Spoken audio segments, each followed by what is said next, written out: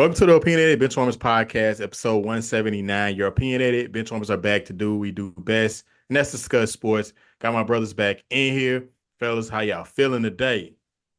Really good, man. We're in a good time. It's a weird time of the year, man. I would just encourage the listeners to get out and vote, and make that vote count. So I'll just leave it at that. Man, no, 100%. I definitely second that. And like you said, also too, an interesting time. I kind of see the hat that you're rocking over there.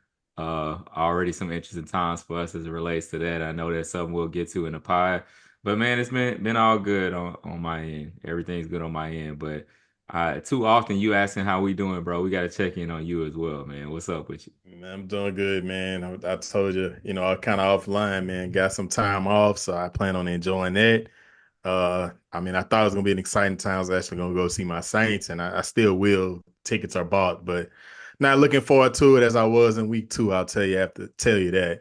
But yeah, everything's good, man. I'm happy to be back to do what we do. You know what I'm saying? Discussing sports. So I won't hold it any longer. Like you say, Ramon, let's jump into it. As I say, make sure that you are subscribed to the podcast, wherever you like to listen to your podcast at. Also, make sure that you are subscribed to our YouTube. Hit the bell on this video, get notified when we drop content. And as always, we appreciate the love and support from listeners. And welcome to the first time listeners and first time viewers. This is how we do things around here. We'll jump into it. Big news of obviously the DMV was buzzing after that play. If you don't know what play I'm talking about with the Commanders, then you're living under a rock. But Jayden Daniels, the Jayden Daniels mania continues after a 52-yard Hail Mary pass, touchdown pass, game winning into the fourth quarter. Like just magic book stuff happened. And I mean, his legacy continues to grow week by week.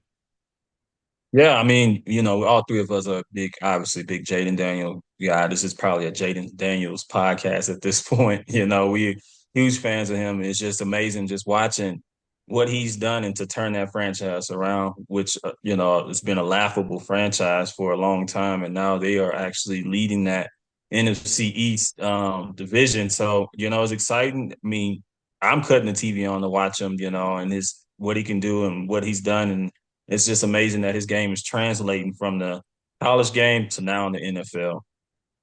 Yeah, and that's the thing about it. Not only right now has he positioned himself as the top rookie or the top rookie quarterback, but you look at a guy that's positioned himself as one of the best quarterbacks in the league already at this point. He's making it just look very just natural and effortless, basically, in the way that he performs. You've seen already he's kind of battled a little adversity with the injury situation and then step right back into the lineup and produce once again another epic performance, 300 plus, almost 400 yards basically. And seeing that play at the end was just wild to see, man. And the thing about it as well too, that's so underrated about Jayden is his arm strength. Like that wasn't just a 20-yard, 30-yard, like that was a bomb that he threw. Like his arm strength is definitely something that's underrated as it relates to him. But man, hats off to Jayden, man. He just continues to astound pretty much everybody that's watching him. Yeah, I think at this point you have to respect him as one of the top five in the running for the MVP. Like you said, I mean, we should, I know we're not doing it, but people shouldn't just limit him to just rookie of the year. I mean, I think that that's a foregone conclusion of whether you'll get. And he won this game, which was more important against the number one pick in the draft, who got drafted before him, Caleb Williams. As we continue to see him maneuver through the rookie year, ironically, it does lead into an interesting conversation, which we'll get to in a minute. But just to add on a couple of thoughts, y'all hit the nail on the head. I think that Jayden shows the stability that a stable and competent quarterback brings to a team. And we'll get to the examples of where it's not present. But I just look at his prep work that's coming out, saying he's getting to the building at 4 a.m. He's already started his lift and watched film before anybody is getting in the building. And that's the dedication that it takes and the amount of film that he watches. And you could see it, the preparation. People would call that Hail Mary luck, but luck is preparation, where preparation meets opportunity. And I thought he epitomized that. How about the cornerback? What are your thoughts on him? Just ton the crowd and just acting like no play was going on. And ironically, he was the guy, Instant Karma was the guy that instead of knocking the ball down, which cornerbacks are trained to do on Hail Marys, he knocked it up, and that was led to Noah Brown catching that game-winning touchdown pass. You have to love it. I mean, you have to love it. He was barking back and forth throughout the whole game, and and he feel like obviously you doing that to the crowd. Obviously at an away game, you feel like you had a game in hand, right? You feel like the game is over, right, with 2 seconds left. So it's instant karma and show you that the game is never over until it's 0-0.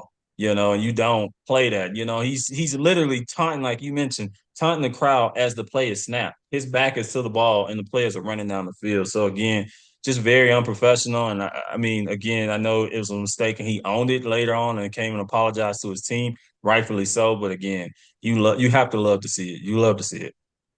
Yeah, y'all covered it, man. You love to see it. Something that you can't do, obviously. But to me, as you mentioned, kind of on the back end, a big part, at least he did own it. He didn't try to kind of shy away from it or things of that sort. So that's kind of mainly what I wanted to see. But it definitely was also a funny moment to see something like that happen. Instant gratification. But as we've seen, it's going so well with the Commanders with a young rookie quarterback. But we've seen plenty of examples where it's not. And we end up with Quinn Richardson, who, am I saying the name wrong? Quinn Richardson? Come on, Anthony. Anthony You thinking Richardson. Why do I basketball right keep now? doing that? Why do I keep doing that? It's Basketball, man. Anthony Basketball. Richardson. I've been doing it like all week.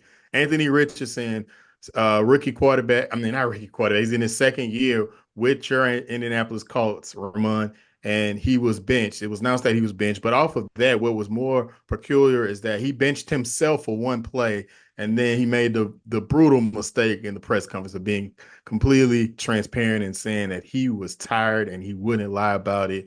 And I guess the Colts decided, now outside of his play, it hasn't been well, but they decided to bench him for Joe Flacco, who's looked pretty good this year. I mean, I'm starting to peg him as the LeBron of the NFL as far as longevity, or maybe the Tom Brady of the NFL as far as longevity, not skill, longevity. Bro, we gonna have Uh, to quote that. You might go Yeah. viral. yeah, cut that up and go Right. viral.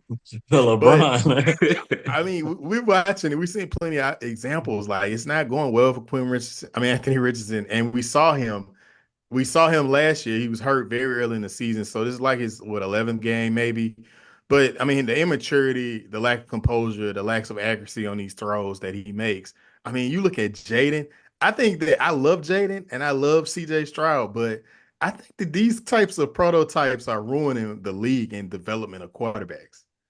Yeah, I mean, I just think every quarterback needs their own path of development, right? We just can't pigeonhole them into, all right, you was draft number one, you need to automatically start. And I think that's a mistake a lot of these franchises are doing, because of that high investment in a first round pick. They believe that they have to start them right away. But we've seen some of the greatest quarterbacks sit and wait and come in and actually do well. And one example of that recently is Jordan Love.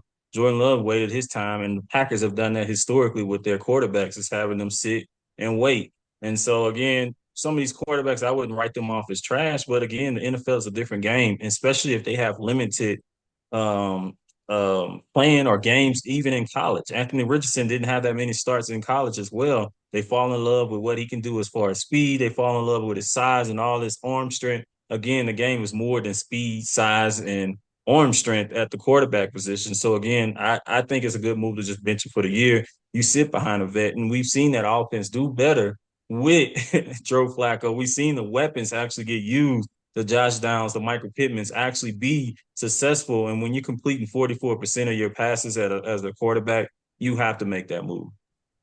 Yeah, to be honest, I was actually a little, before even all of this happened, I was a little disappointed of him coming back from his initial injury that he had. Because I really did truly feel that Joe Flacco gives, this team the best opportunity to win, utilizes, as y'all already mentioned, the weapons in the best possible way, and even selfishly from a fantasy owner standpoint, optimizes those weapons from a fantasy football standpoint more than Anthony Richardson does. But also too to make the statement about having to come off the field as the quarterback, and saying you were too Oh tired my, to play. It's just oh my goodness. absolutely insane statement. Absolutely, to me, immature statement to make, immature way to think.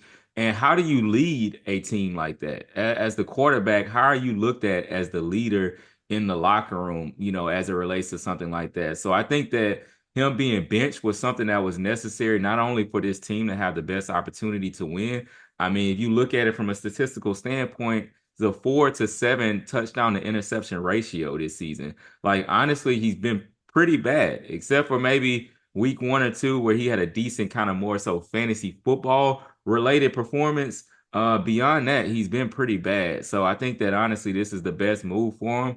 And last thing before handing it over to y'all's point as well, again, sometimes these guys do need time. We look at even a Baker Mayfield that has kind of settled into being a starting quarterback after people had pretty much given up on him. And when I say people, I'm talking about myself as well Yeah, included. I'm in that number as well.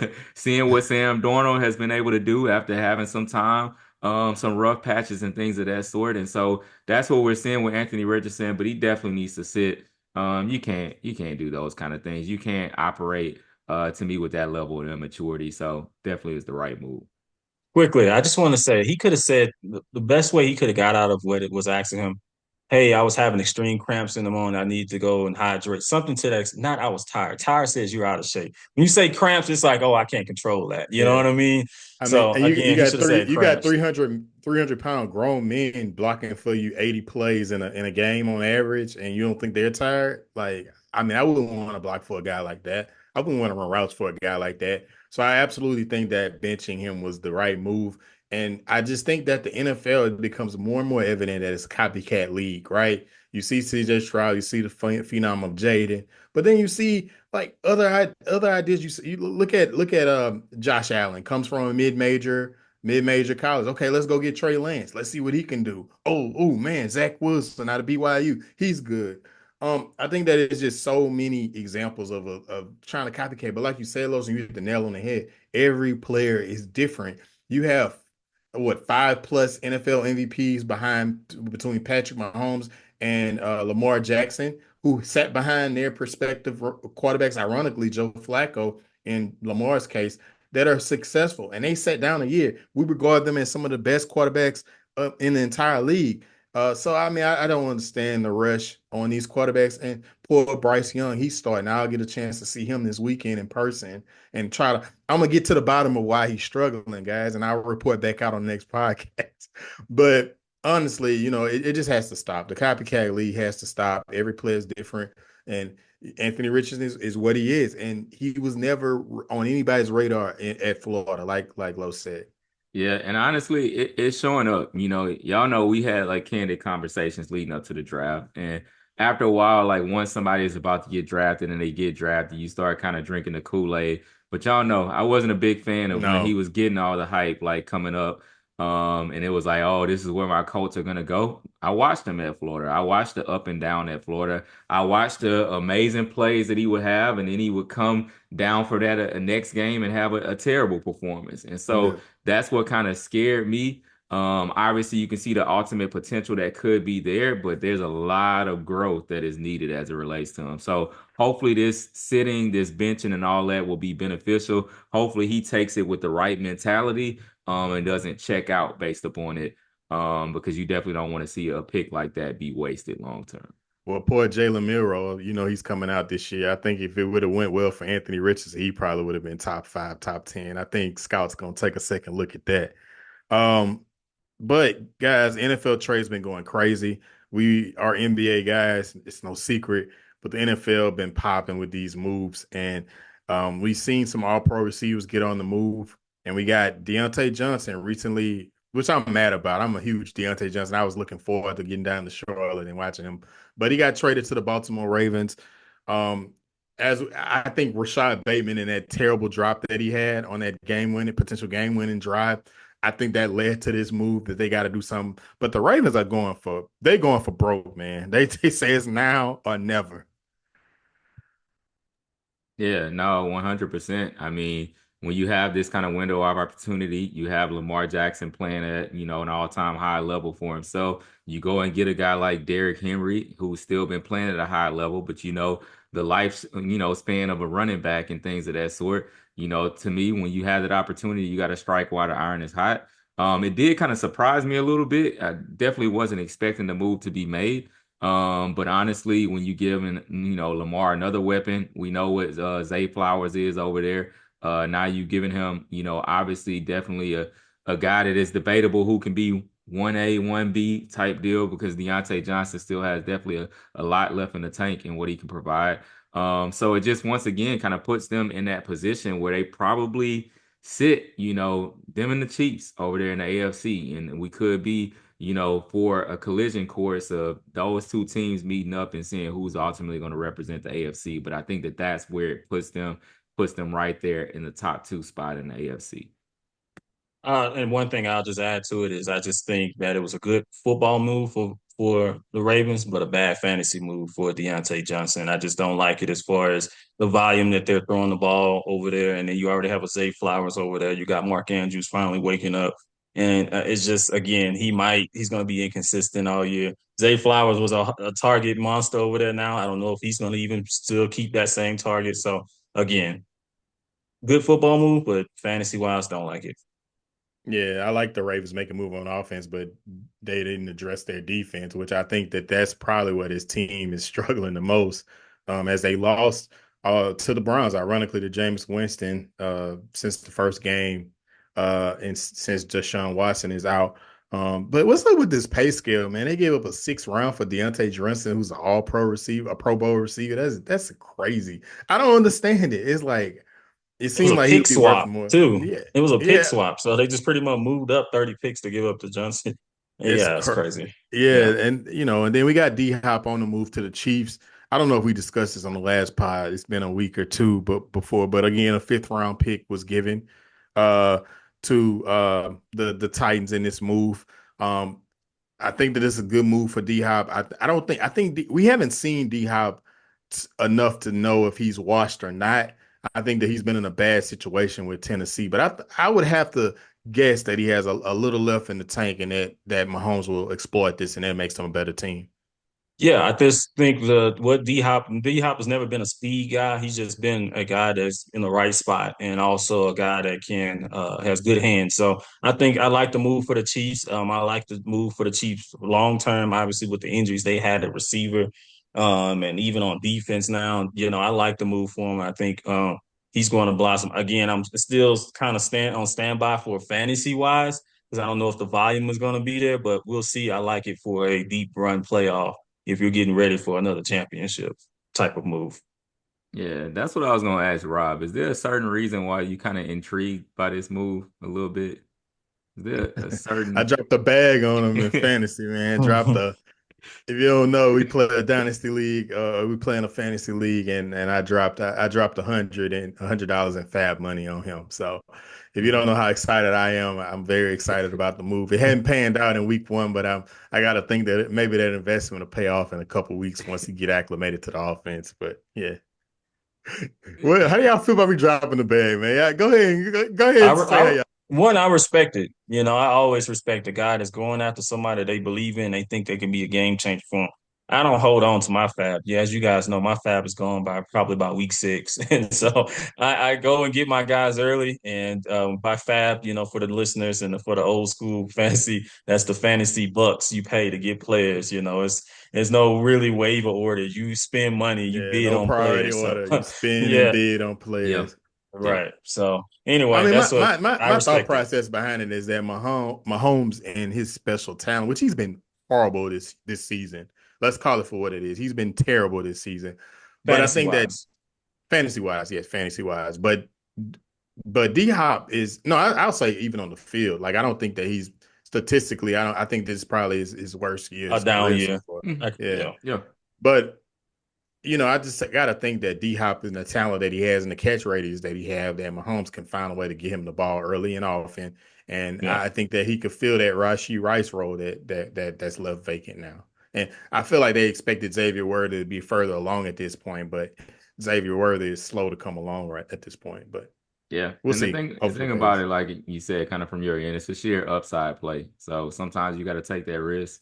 You got to go All right. sheer upside, and you got to throw the bag because you really have no idea what anybody else is thinking, and all you need is one other person to be looking at that person, that you're eyeing. So if you feel Right. really convicted by it, you got to go and get your guy because you never know what somebody else is Gotta thinking. go get your guy. I love it. But Man, NBA, the best time of the year. Excited for it. I like Los's hat, obviously repping the Lakers here, which Ramon referred to earlier in the episode. But here we are, gentlemen. We're gonna get to it. NBA surprises, but we'll start off with the Lakers. I think that is the biggest surprise, and we'll wrap up with that. 2-0, first time we've been 2-0 since 2016. Here we are with the record. We've dropped the game since. We're 2-1 now. And after I'm sorry, 3-1, 3-1 now, 3-1. The season goes by so fast. So we started off 3-0 first time since 2011. Gentlemen, we are looking pretty good, man. Like JJ Redick, man, I'm all the way in now. I was on the fence about the hire.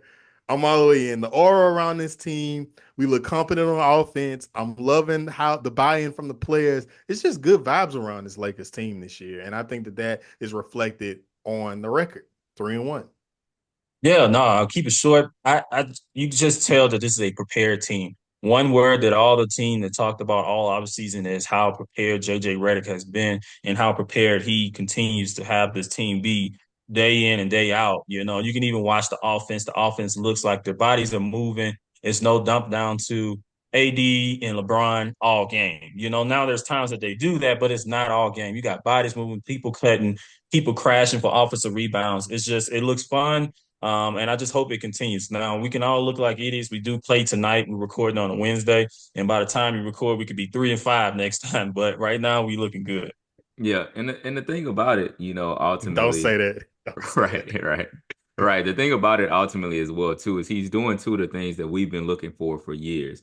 One, he's finding a way to get LeBron's usage down to not have as big of a workload on him, and then also two, he's finding a way to optimize AD and making AD basically become the guy on the team.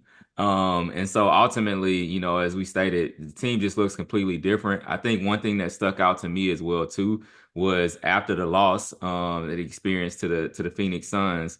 It's just the way that JJ took that loss. Like you could tell that it really meant something to him. It really upset him, and you could tell he's a little obsessive about winning.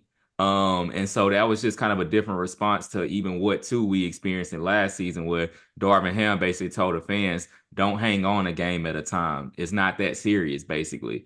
And so you can see just the even difference with that. JJ's obsessed with it. He hates to Loser lose. mindset. Yep. Yep. And so that's the Yeah, I big mean, thing for me. yeah, the biggest takeaway I got from JJ as well is that, like you said, AD, this is the AD that became my favorite player years ago in New Orleans, is that he's dominant, he dominates the game, and the offenses ran through him. And I just love that aspect of it. But then I like about JJ is ownership and accountability. You saw him in the press conference and talked about how he could get better, what he did wrong. And we saw the response from Austin Reeves was like, that's a true leader. And no shade on Ham, but we know Ham, all he did was keep his hands in his pockets and draw on the board, like write words on the board instead of drawing up plays. So it's just nice to see some competency surrounded around his team. And this is a team that I can get behind. And here we are. We got the Cleveland Cavaliers tonight. I'm tired of the Bronny circus though. That's the only thing I will say. And even then I think JJ's managing that well too. Yeah, I'll agree with the Bronny stuff. Like I'm ready to send him to the G League, let him develop. Yeah, 100%. Because the rookie we need to be focused on is Dawson Connect. That's the guy. Yeah, man. So we'll see what we see what we got going. But you see us with 3-1, respected, respected. But next time around we record, it's gonna be a lot of games between here and there. So I'm gonna reserve my trash talking. But we'll appreciate you guys for hanging with us this long. Here we are. Oh, real quick, one before I wrap this up, man. I did want to get you guys as NBA surprises so far. Like which team have surprised you? I know it's really, really early. We're only like 4 or 5 games in. But who has really surprised you as an NBA team in their I don't know performance? if I have one there. I think it's still early. I would say the Lakers right now. Not to be a homer, but I would say the Lakers just through. If you look at our schedule, right, we've had we played nothing but playoff teams from last year, and to come through 4 games, 3-1, that has truly surprised me. I don't really have a surprise really at this point. I have something that I'm a little kind of excited about, seeing Denver struggle a little bit, but no real surprise that's out there for me at this point. I'd say the Bucks surprised me, and just it seems like Doc really can't figure this out between Dame and Giannis. And I think that this is something to really keep an eye on. At first, I was like, give him a chance, but it's really looking kind of weird. I don't think it's gonna work, but we'll see. You know how we feel about Doc Rivers. Yeah. But we appreciate you for hanging out for this long. Make sure you subscribe to the podcast wherever you like to listen to your podcast at. Make sure that you are subscribed to the YouTube. Hit the bell to be notified when we drop content like this. But until next time, we are out of here. Later.